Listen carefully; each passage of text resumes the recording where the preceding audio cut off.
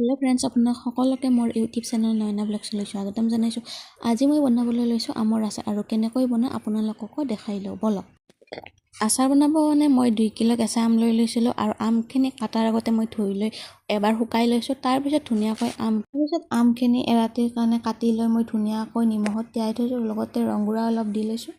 তাৰপিছত আমখিনি নিমখৰ পৰা উঠুৱাই মই 2-3 ঘণ্টা ৰ'দত শুকুৱাই লৈছোঁ। আচাৰ বনাবৰ কাৰণে মই ইয়াত শুকান জ্বলা লৈ লৈছোঁ, লগতে চব গুটি, ধনিয়া গুটি, জিৰা গুটি লৈ লৈছোঁ আৰু লগতে ক'লা সৰিয়হ আৰু বগা সৰিয়হ লৈ লৈছোঁ। ক'লা সৰিয়হৰ পৰিমাণটো অলপ কমাই দিছোঁ আৰু এতিয়া মই এই মছলাখিনি অলপ গৰম কৰি লৈছোঁ।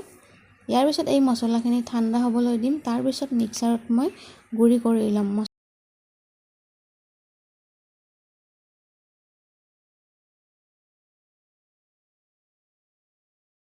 মছলাটো অলপ এটা বেছিকৈ গুড়ি হৈ গ'ল, সেইবাবে মই পিছৰখিনি অলপ কমকৈ গুড়িয়াব দিলোঁ।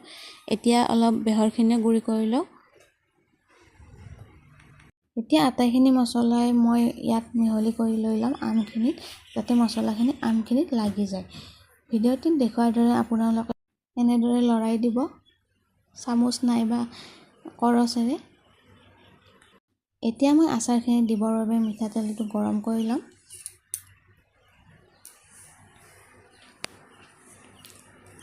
তেলখিনিত মই অলপমান পাঁচফোৰণ দি ল'ম। পাঁচফোৰণ দিলে আচাৰৰ সোৱাদটো ধুনীয়া হয়, খাবলৈ ভাল হয়। আৰু যেতিয়া তেলটো এনেকৈ উতলিব ধৰিব, তেতিয়া আপোনালোকে গেছটো বন্ধ কৰি দিলে হৈ গ'ল। তেলটো বহুত বেছি ঠাণ্ডা কৰি নলওঁ মই। অলপ ঠাণ্ডা হোৱাৰ পিছত মই এতিয়া আমখিনিত দি ল'ম। তেলটো কমকৈ দি ল'ম আৰু ধুনীয়াকৈ অলপ দি মই এনেদৰে লৰাই দিছোঁ। এয়া দেখিছে নহয়, ধুনীয়াকৈ মছলাখিনি আমবিলাকত লাগি ধৰিছে। এতিয়া মই সোৱাদ অনুযায়ী ইয়াত নিমখখিনি দি ল'ম। তাৰপিছত আকৌ ৰৈ যোৱা তেলখিনি ইয়াত দি ল'ম। মই ইয়াত বহুত বেছি তেল দিয়া নাই, কাৰণ বহুত বেছি তেল দিলে আচাৰত যিটো মছলা দিয়া যায়, সেই মছলাটো আমখিনিত লাগি নাথাকিব। এতিয়া মই গোটেইখিনি আম এবাৰ ৰ'দত দি লৈছোঁ। ৰ'দত দিলে ভাল হয় আচাৰখিনি।